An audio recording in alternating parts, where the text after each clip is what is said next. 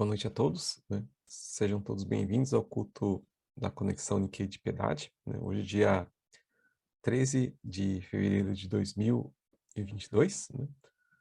Desculpe o atraso, hoje é aquele dia que eu tenho que cobrar escanteio e cabecear, né? Mas Deus tem ajudado e que realmente Ele possa estar falando nos nossos corações no dia de hoje, né? Então, hoje nós gostaríamos de continuar nosso estudo em Romanos, né? Então, colocar Romanos 1:18, né? Com o tema a justiça e a ira de Deus, né? Então, fazendo uma revisão, né, do culto passado, né? O pastor Daniel pregou sobre o Evangelho, né?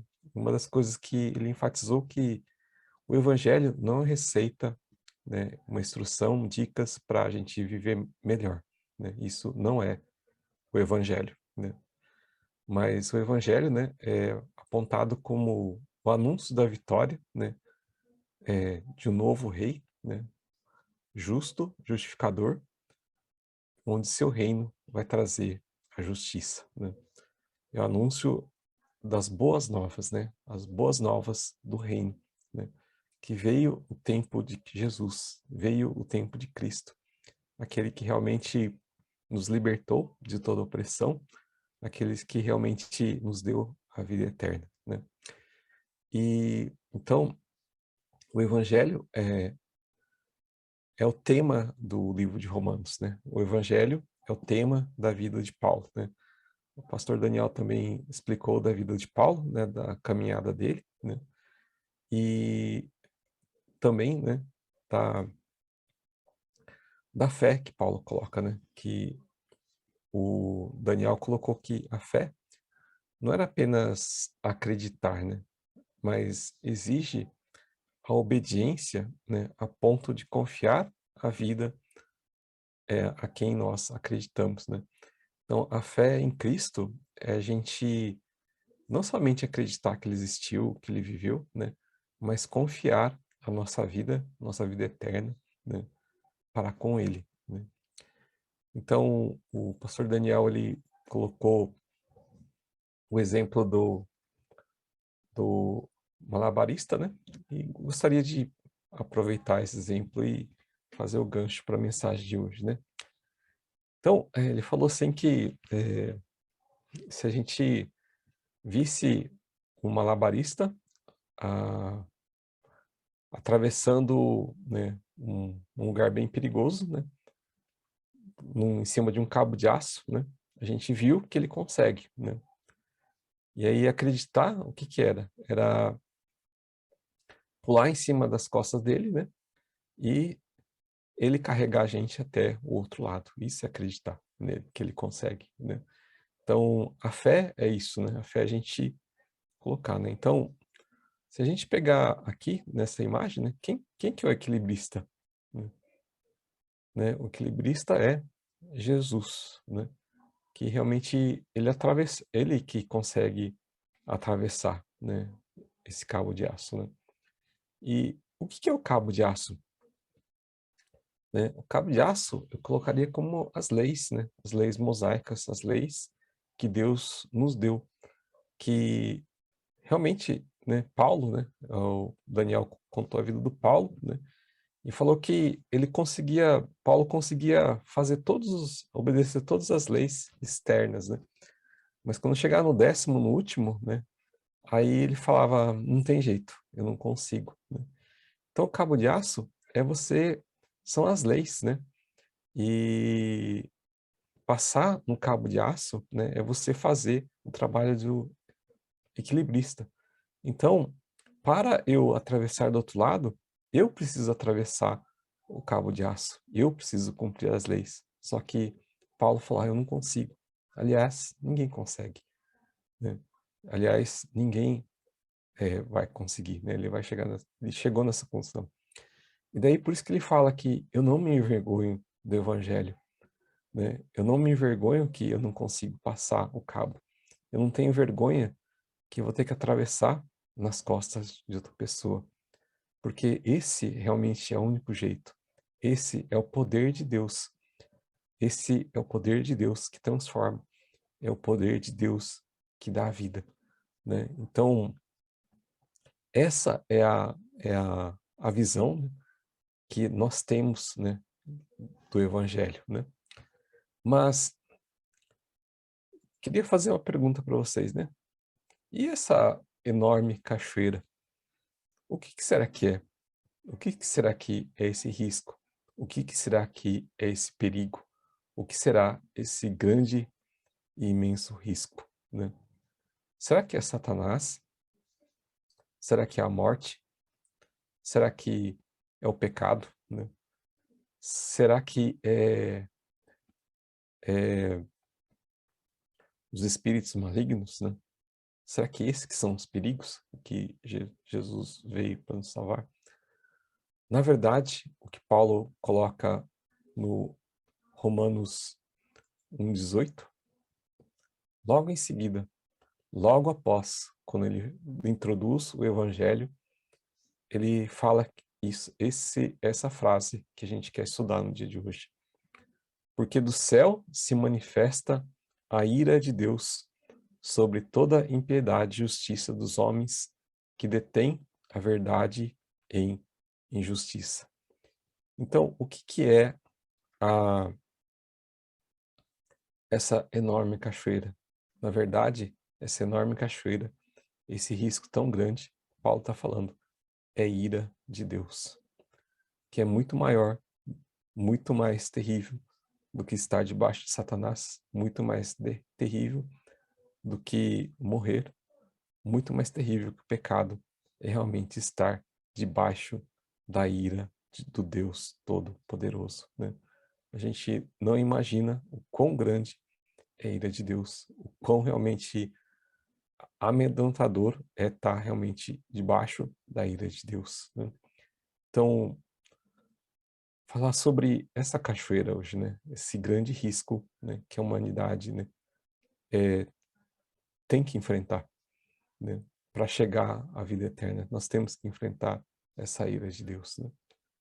Então, a ira de Deus existe, né? Então, será que realmente existe essa ira de Deus, né? Porque a ira de Deus, né, é um tema não muito popular. É um tema que foi muito pregado, mas atualmente ela não é tão pregada porque ela não é popular. Ela realmente traz essa imagem de um Deus, né, bravo, né, de um Deus irado, né? E parece que isso não atrai as pessoas, né? Isso ah, coloca as pessoas, né, num estado realmente de fuga, né?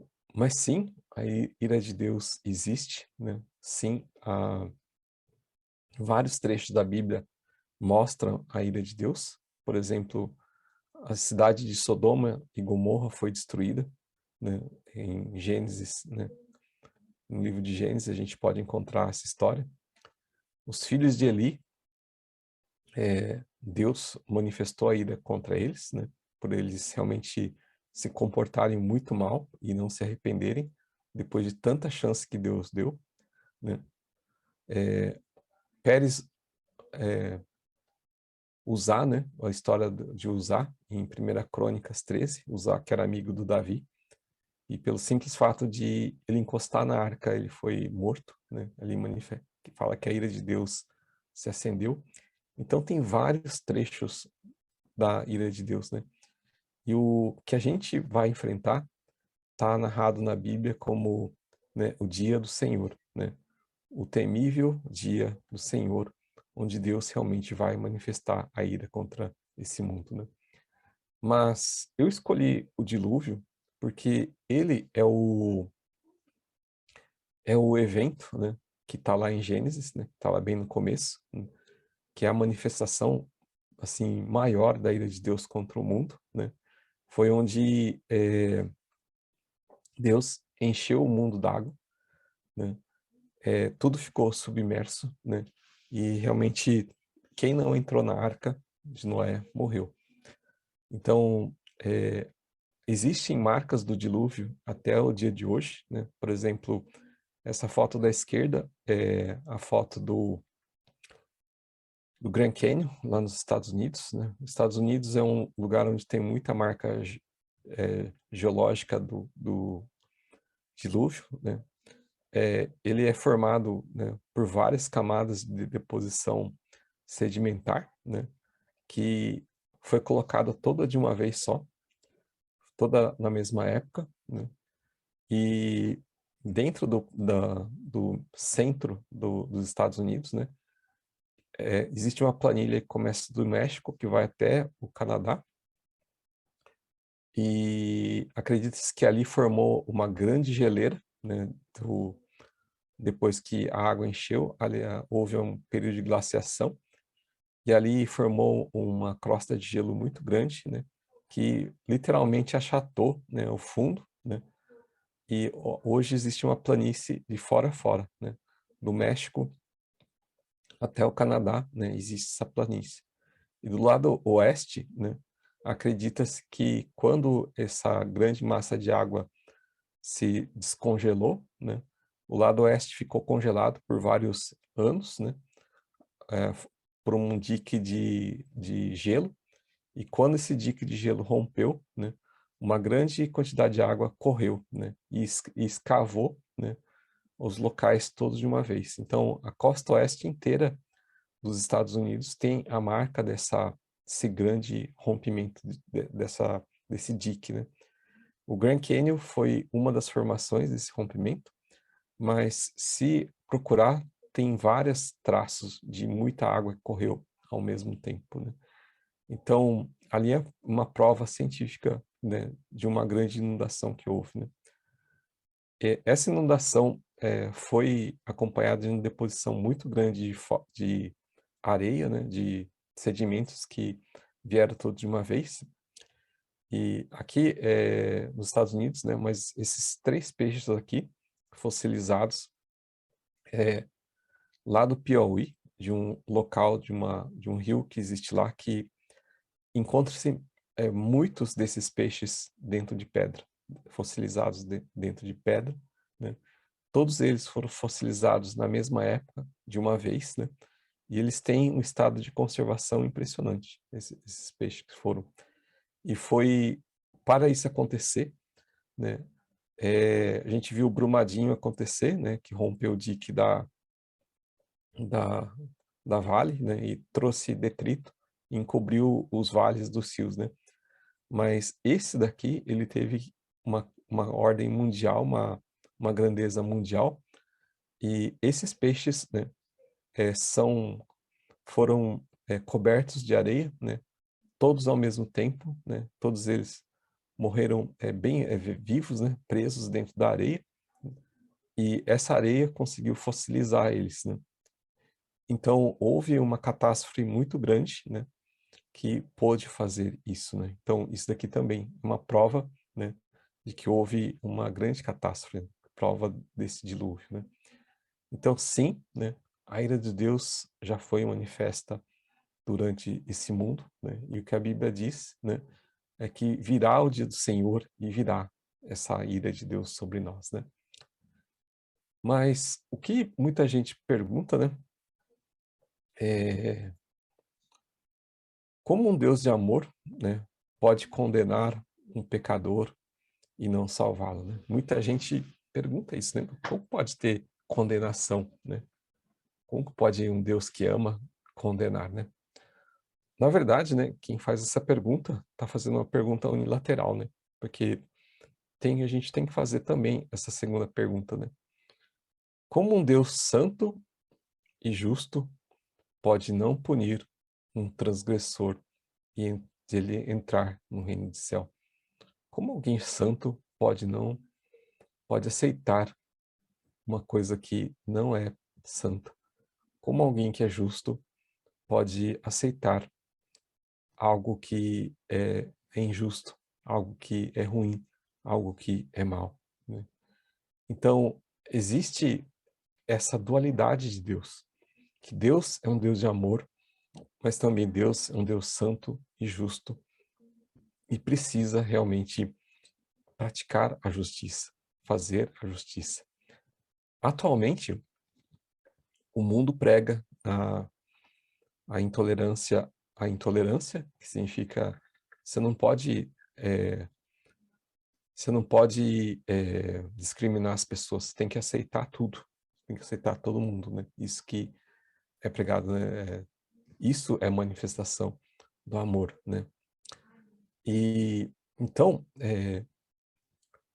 essa ideia, né, é muito trazida, né, de uma época, né? Talvez vocês que são jovens não conheceram muito bem, mas de uma época, né, dessa pessoa aqui, que é o John Lennon, né? Que realmente ficou muito famoso, né, pelo ser Beatles, né? Ele até, a mídia fala que ele se falou, não sei se isso é verdade, mas que ele era mais famoso que Jesus Cristo, né? E que ele, né, uma das músicas que ele marcou, né, que colocou realmente, a mídia explorou muito essa música, é a música Imagine, né, que traz a seguinte primeira frase, né, que ele fala assim: Imagine there's no heaven, it's easy to if you try, no hell below us, above us, only sky. Né? Então, o que ele está falando, imagine que não exista paraíso, né? Não exista um céu, né? É fácil se você tentar.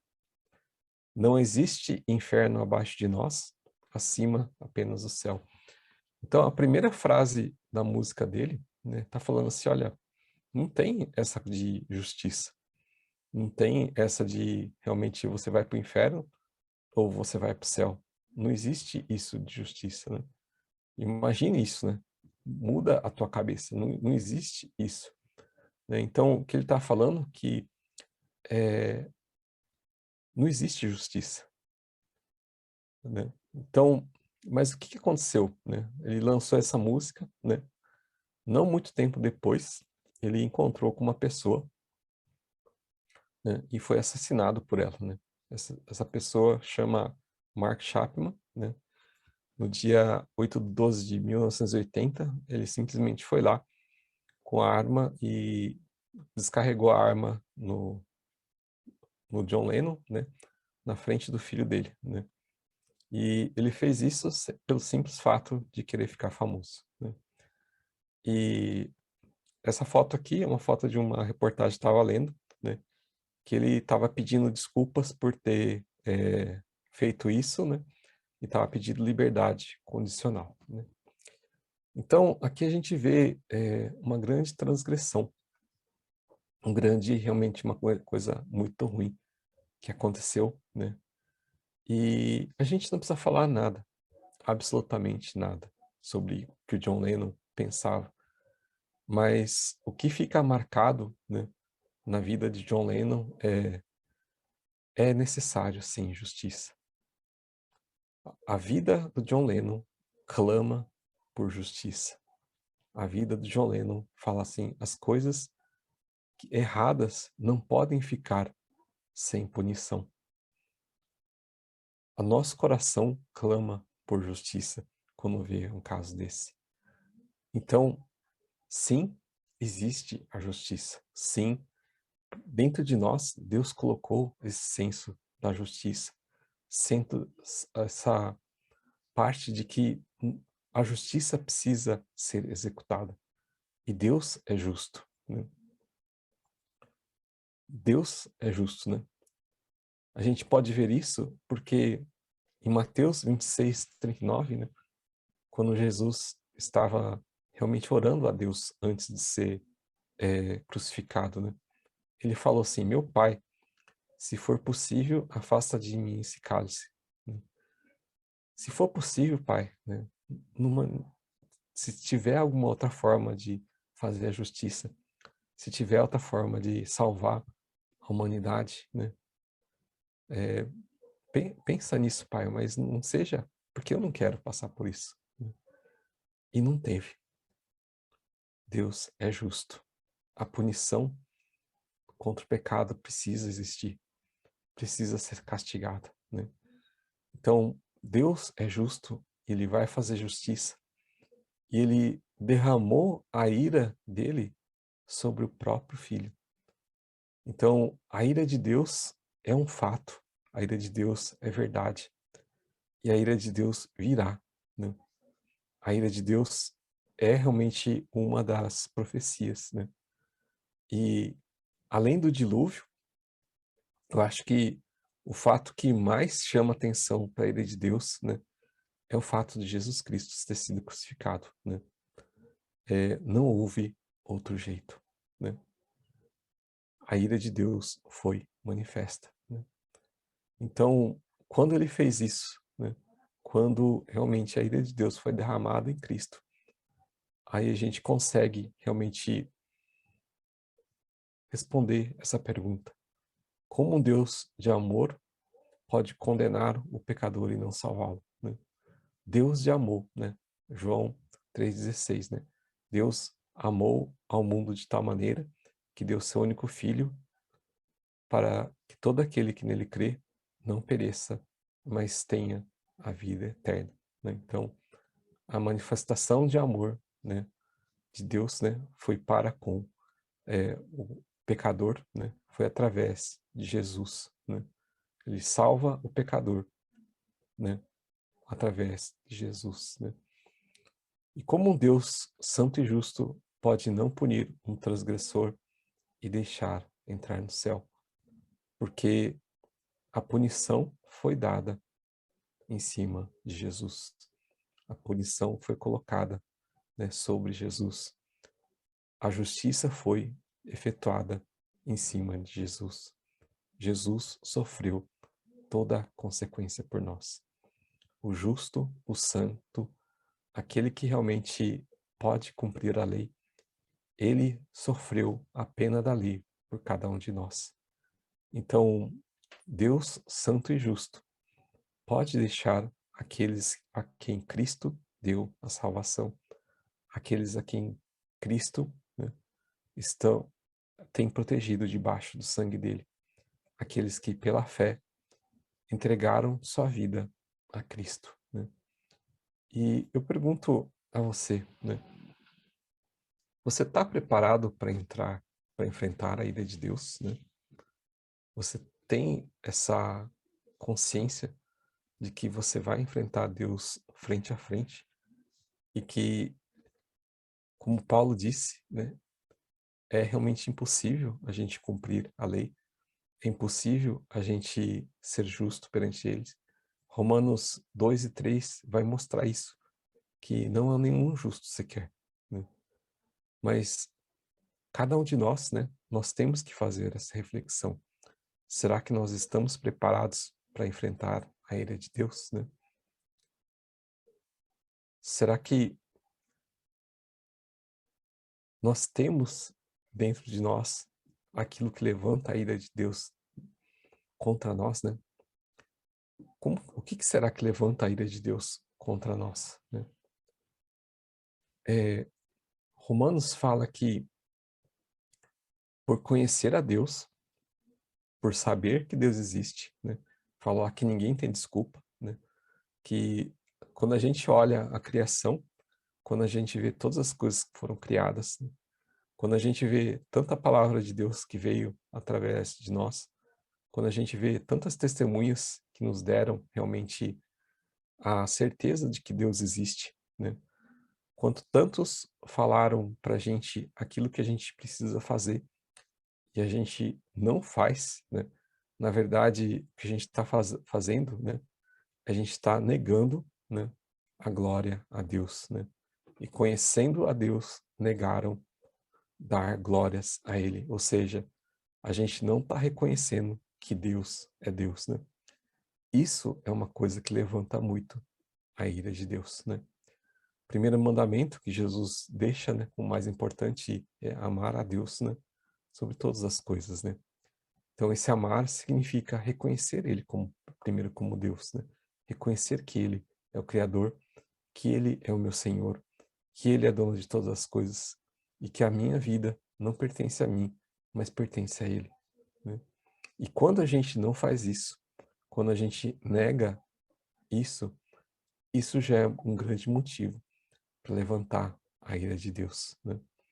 E muitas vezes, né, Romanos termina falando sobre a ira de Deus, né, que quando você faz isso, o que ocorre na ausência de Deus é Deus entrega você às suas próprias paixões, entrega você aos seus próprios pecados, entrega você aos seus próprios desejos, fazendo que sua mente fique entenebrecida, sua mente fique em trevas e você realmente tome decisões e escolhas muito ruins, ativando todo realmente o mal que o pecado pode trazer, pelo qual vai acumular mais e mais ira para o dia final, né?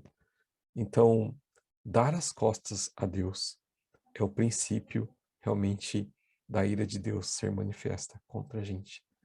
Portanto, né, Deus fala, né, quando ouvires o chamado, né, responda hoje, porque hoje é o dia da salvação.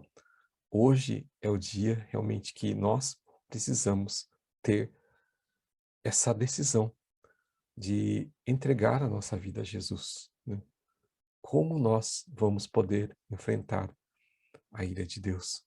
Somente debaixo do sangue de Jesus, somente através da fé em Jesus, a fé de obediência, a fé de realmente entregar a nossa vida a Ele, né?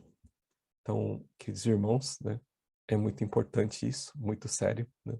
Não vamos realmente brincar com esse Deus que realmente vai levantar a ira sobre a humanidade, que vai realmente executar a justiça contra o pecado, né? Quantas coisas ruins a gente ouve dia após dia, e a cada coisa ruim dessa vai realmente tá na Bíblia que Deus vai realmente anotando e guardando tudo isso. Então, queridos irmãos, não é brincadeira, né? Vamos realmente tomar uma decisão e aceitar a Jesus, né? Então, assim, queria terminar a mensagem de hoje com uma oração. Senhor Deus, nosso Pai, grato lhe somos por Jesus Cristo, aquele que pôde cumprir a lei, aquele que pôde realmente fazer o impossível, aquele que pôde realmente suportar a tua ira, aquele que pagou pelos nossos pecados. Senhor nosso Deus, grato lhe somos que nós temos esse acesso realmente à salvação, temos esse acesso, temos esse Jesus que nos fez justos perante o Senhor. Senhor nosso Deus, lembra de cada um de nós, da Igreja Conexão Níquel de Piedade, que cada um de nós possa ter dentro do coração essa firme decisão de seguir a Jesus, de entregar a vida a Jesus, de tomar esse passo realmente decisivo. Agradeço por tudo, Pai, e oro em nome de Jesus. Amém.